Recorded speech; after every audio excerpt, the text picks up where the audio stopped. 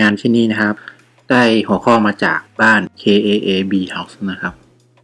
เขาจะตั้งหัวข้อขึ้นมาครับแล้วก็ร่วมกันวาดรูปครั้งนี้เป็นหัวข้อวาคาบช่วงแรกที่ผมสเก็ตผมก็จะไปนึกถึงงานการ์ดเกมอาร์ตของเกมซึ่งต้องบอกตามตรงว่าผมเข้าไม่ค่อยถึงเท่าไหร่คิดว่ามันยากสำหรับตัวเองนี่แหละก็เลยลองปรับมาเป็น